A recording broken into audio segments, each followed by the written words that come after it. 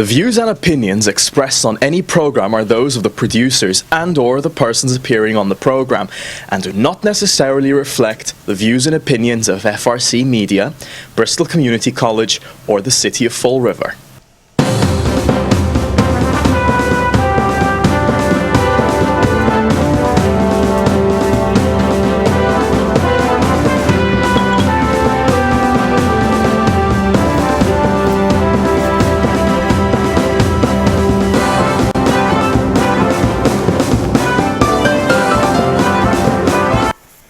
Somehow we lost you, Chip. Well, there you are. oh, there I am. Well, welcome to Spindle City Straight Talk. I'm Chip. And I'm CJ. And it's a Monday, and here we go again in the city of... Hills, mills, and unpaid bills. Hills, mills, and a lot more unpaid bills. That's it. Okay. And a plan to make more of them. That's right. So let's get to it, right? First on our agenda, what do we have here? Well, I just think that Marc Dion's column this Sunday was amazing. Yeah. Heads are not rolling at Government Center. Well, I mean, this is, having a politician convicted of anything by anybody except the feds is as rare as the dodo bird. Right. It never happens. I mean, no matter how guilty they are, it's a finding of no finding. We can't find anything. I don't know what happened.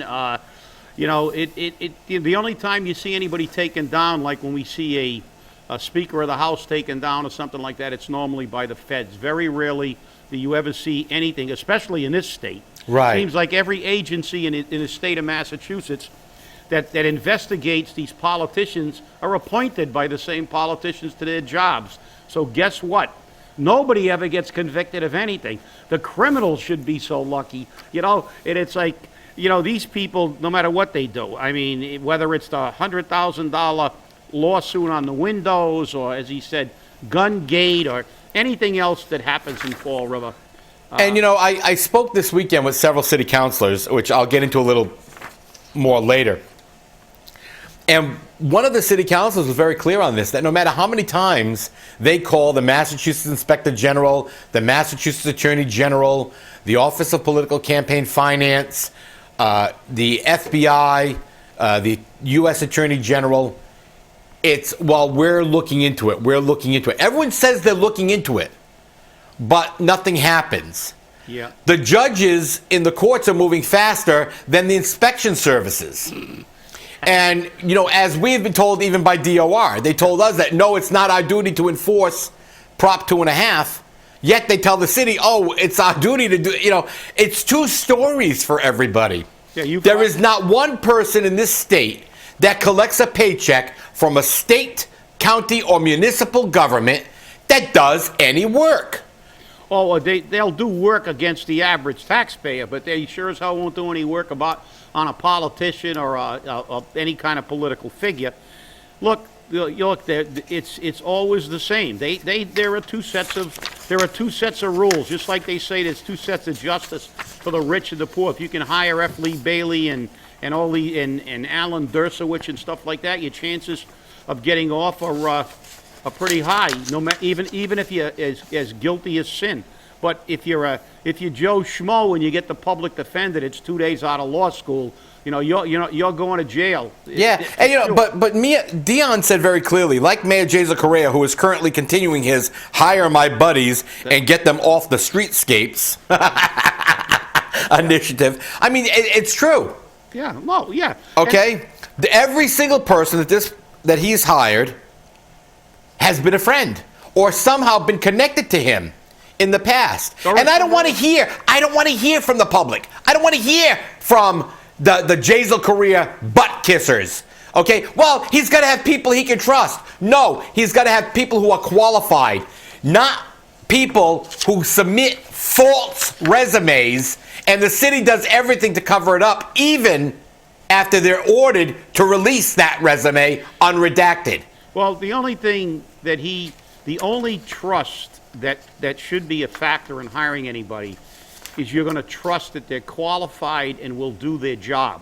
That's the only trust. When a political hack, when a political butt kisser says that he's got to hire people he trusts. He means he's got to have people who will enter into the shady kind of deals and not say anything and help him and get more of their friends on the payroll. That trust is horse manure. Doesn't matter whether you don't have to. The only thing you have to trust about the police chief is he's going to enforce the law even-handedly, and he's going to do his job to protect the city of Fall River. That's what his job is. Not to have the mayor like him or trust him or be able to do something wrong and get away with it because he's worried about his contract, as does the fire chief, as does the director of DCM, who has no qualifications for the job.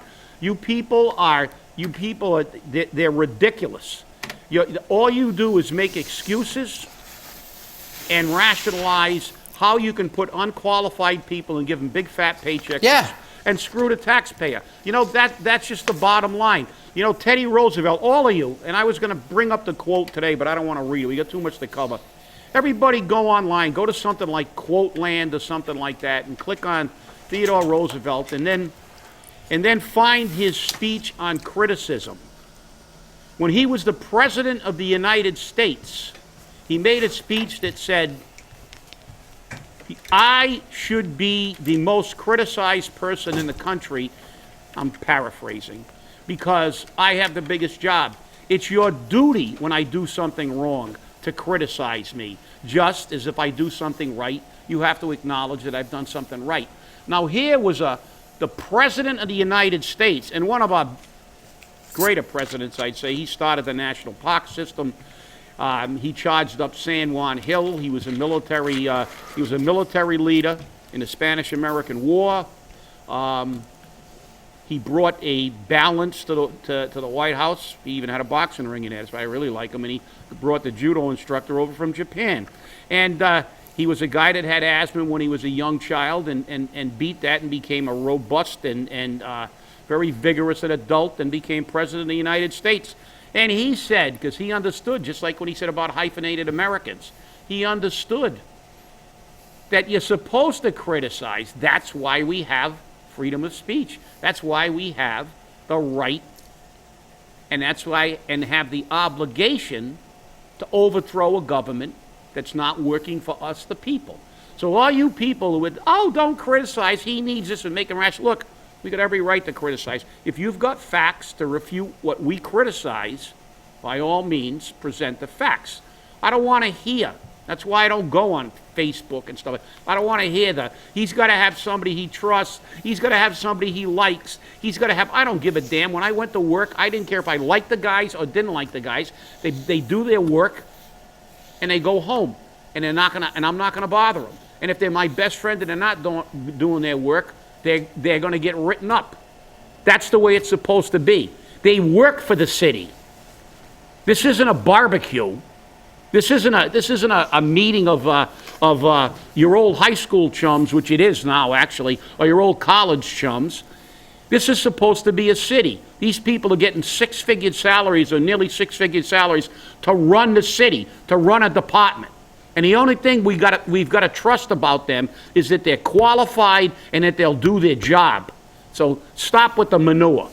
Not in Fall River, they're not qualified.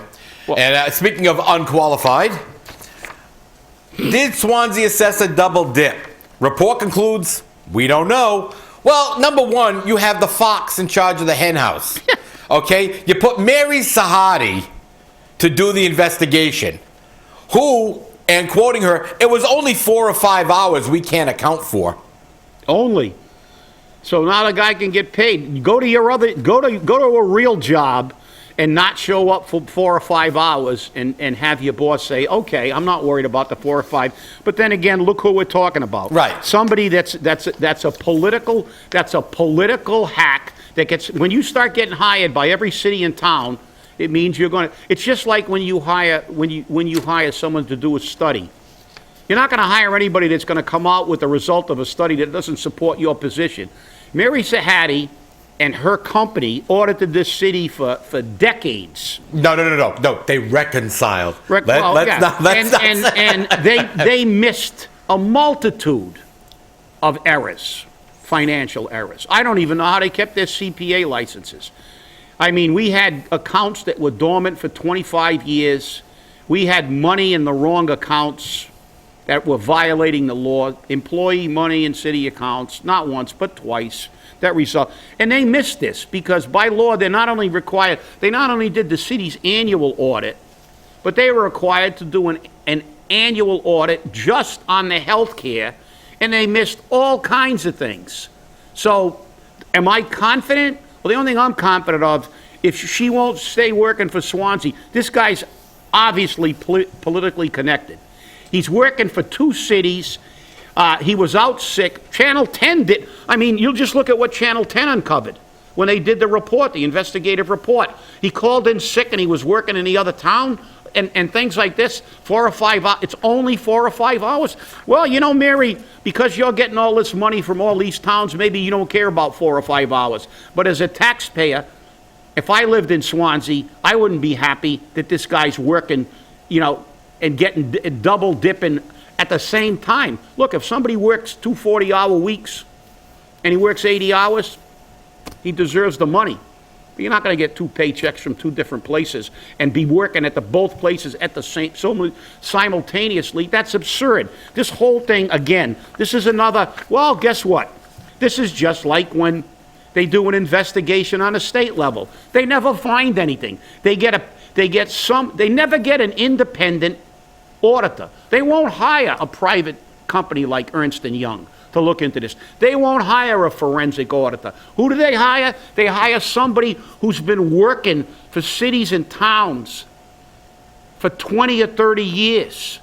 Political insiders.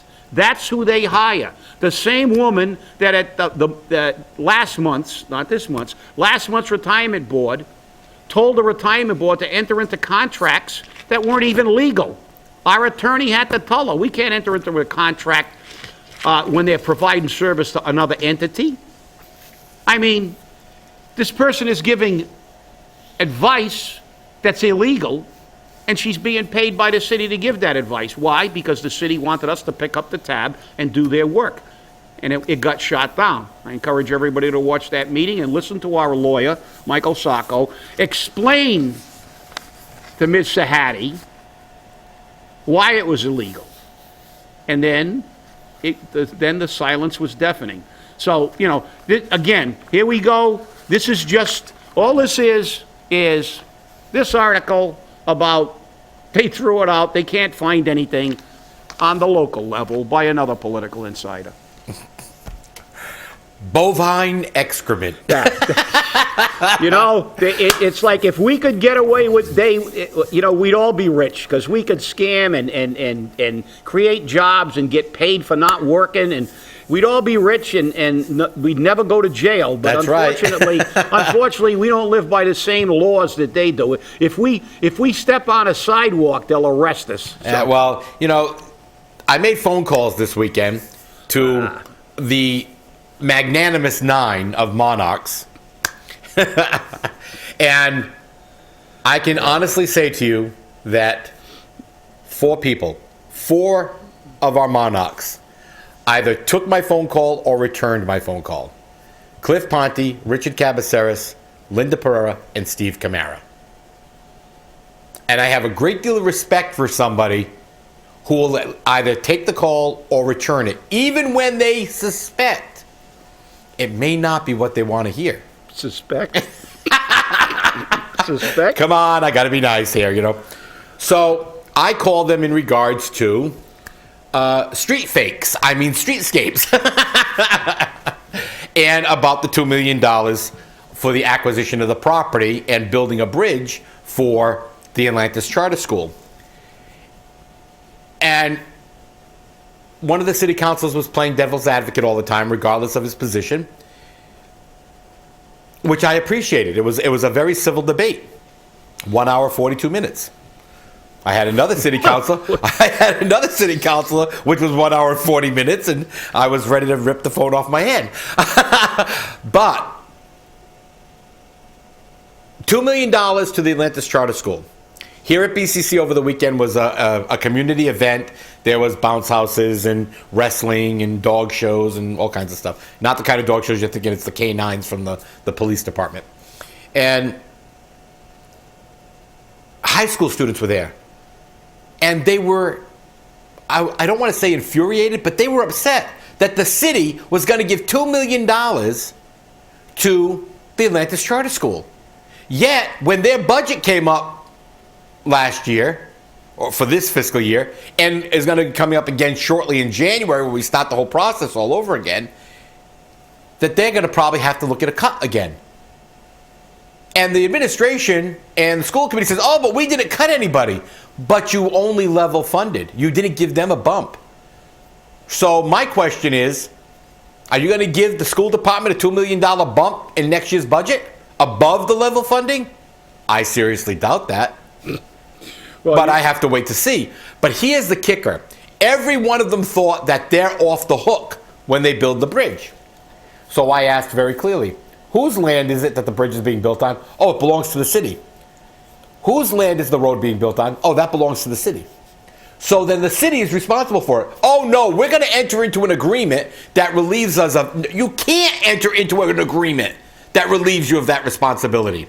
If somebody gets injured on that bridge, if that bridge falls on somebody, if something happens that it pollutes Sutter Brook, the city is responsible for it.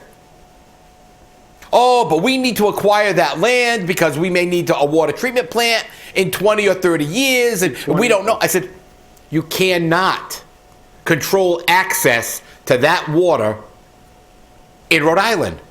So if boats are entering that water in Rhode Island, how are you going to stop them from having an accident and possibly polluting the water that you want to give to everyone to drink? You're killing me. You're killing me. Well, I'm talking logic again? Yeah, look, when you start with the 20 or 30 years, it just drives me crazy.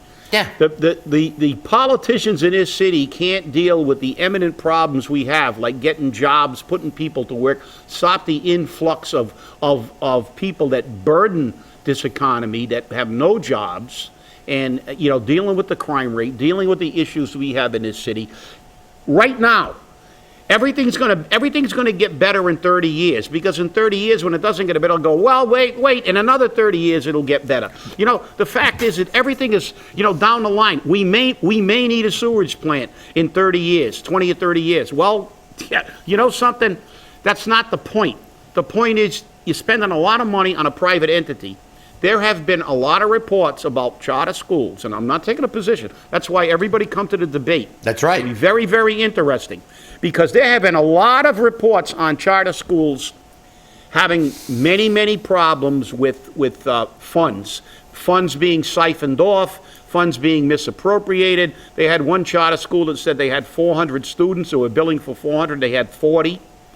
So there have been problems. So I'm not saying that charter schools are bad, and I'm not saying that public schools are good. I was going to say, public schools do the same thing. They have a lot, public schools have a lot of problems with way too much administration, but charter schools are not, they try to make it like this is the perfect answer.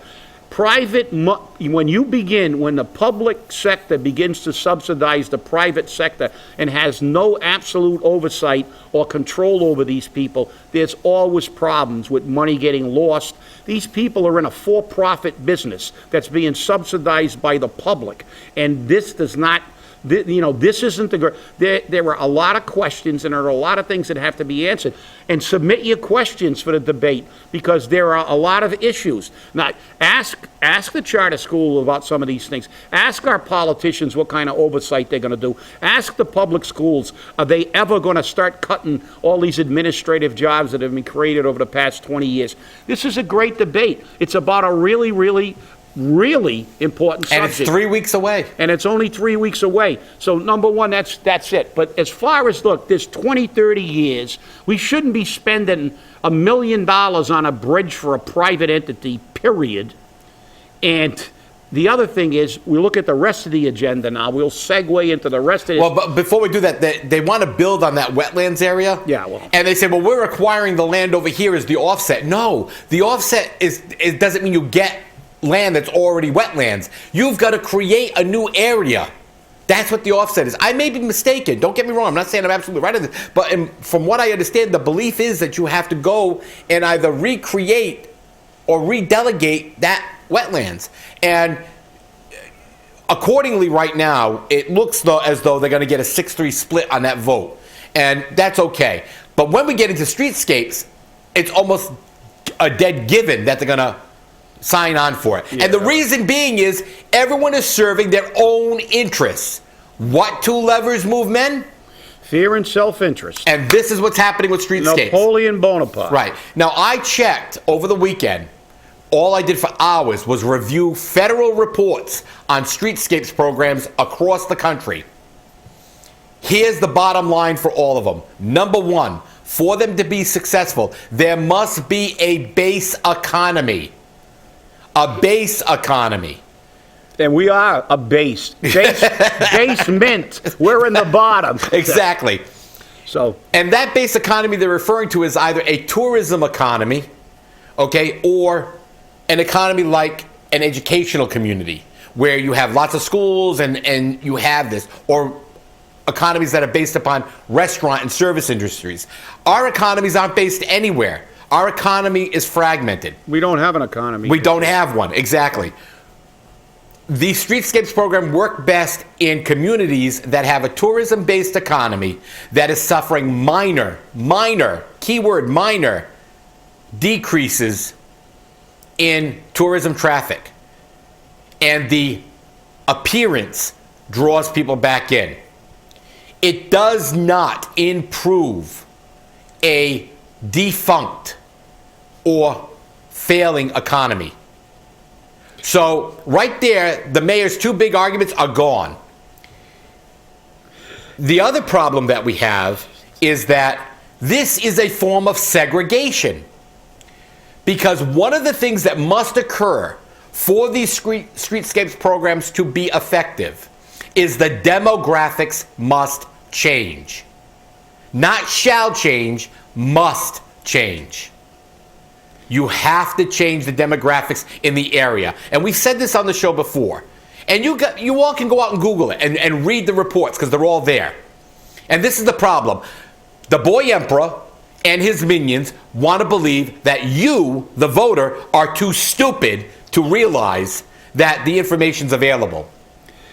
Because remember, there are lies, damn lies, and statistics. Yeah, and there's also manipulations, in right. fact. You know, and what they're doing is manipulating. Right. Look, the reports you studied around places like San Francisco, exactly. New York, huge cities with San Francisco's got a tremendous tourist. Everybody wants to go see the cable cars and go Alcatraz and Fisherman's Wharf and the Japanese tea gardens. Exactly.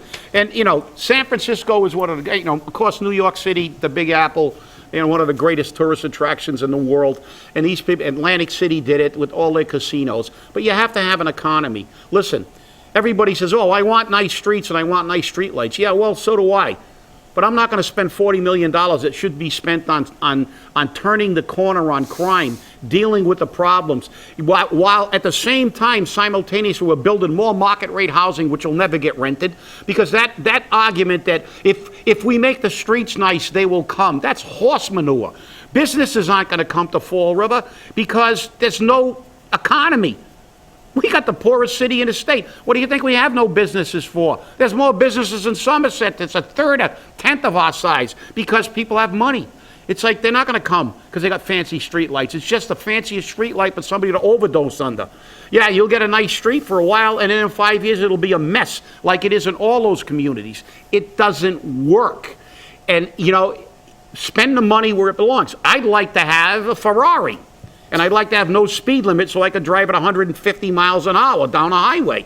But I can't because I can't afford a Ferrari and we have speed limits. You got to be realistic. This entire premise of this streetscapes is flawed right from the beginning because the fact is this city, who's going to come? All right, businesses won't come because we got no money. People won't move in to the market rate housing because they can't afford it. I mean, I can see somebody that lives right now in Wellesley or Newton that's saying, well, you know, I think I might move. They're building some market rate housing in Fall River. Oh, wait a minute. what did I just see on the news? A SWAT team around one of the places around Purchase Street, over at Pine and Purchase. It's like, oh yeah, I want to live in a place where every other day there's a crime, or every day there's a crime. And there's overdoses every day. The school system's in a total state of disarray. The tax rate's going to continue to escalate forever because nobody's got any money, and they keep spending money, even though it comes out of the budget. I mean, this whole thing is crap. And the city councilors that are afraid to stand up and say this are cowards. They're cowards. There's no ifs, ands, or buts about it. If I got a car and the engine doesn't work, and I paint it, that doesn't fix the car. If I put new upholstery in that car, it doesn't fix the car. You think you're going to fix the city of Fall River with all its problems and with the issues we got, the lowest income of a city in a state, highest number of people below the poverty level, crime, total chaos, debt. We got debt up the kazoo. I mean, 5 or 6 years ago, I sat in a meeting with Linda Pereira when Sean Cadine was the city administrator and said we were $500 million in debt. He said that in front of 2 senators, our state representative delegation, the legal counsel for the Senate. I said, and so all we've done is create more debt. So what are we what are we now? 600 million, 700 million. We want to go another 40 million now and another 40 million for the school. That's almost $100 million in debt. So, this thing is a feel-good. It's putting lipstick on a pig. It's putting a brand new a paint job on a car with no engine and no transmission. This stuff doesn't work. And maintenance, forget about it. One of the things about these things is even in these areas that have done it successfully, like San Francisco or New York, you have to maintain it. Right, and that was the number one cause of failure. And I want somebody to email us one thing in Fall River that's ever been maintained. Ever. You can't. We have a high school that's 40 years old that's already fallen apart. Yeah, and we got a DPW that I talked about the other day that the guy said he's got a push mower. All the mowers are crap. Right. So now we're bonding. So every 20 years we get new equipment, and during that 20-year period, those department heads are never required to put as part of their operating budget equipment. What private industry do you know that cannot buy equipment in order to stay in business? But this is the problem. Maintenance is a requirement, and this city has failed in maintenance all the time. Of course. But this is the number one failure of all streetscapes program is maintenance. That's and right. I asked the 4 city councils I spoke to, can you put in writing and in an ordinance that is going to require that these areas be maintained? Well, we can't. That's got a budgetary. So now we're back to money. Yeah, and here's the problem. Now, the bonding agent, and we aired it here on the show, said very clearly, you bond for this. Your bonding capability is going to be diminished. So we're going to have to bond $80 million for a new high school because we didn't take care of the old one. Yeah, well. Okay? And that's going to require a debt exclusion. Look, all we know how to do is spend money and bond because we don't spend any money on it. How many times when we replace apparatus or police cars does a city councilor say, well, why don't we ensure that we buy these things every year, one or two, or every couple of years? and everybody goes, yeah, great idea, great idea. Why don't we put money away for this? Why don't we do this? And guess what? It never gets done. Right. And remember, in this bonding is a new vehicle for the mayor. There's a new vehicle for the mayor because he can't go out and buy one. Hey, that's the fun tour bus. Yeah, exactly. That's going to be the tour bus. I'm telling you, we can't write this stuff. Stay angry. And we'll see you on Wednesday after the city council meeting. Don't forget to watch the debate tonight and watch the city council put you deeper in debt. That's it.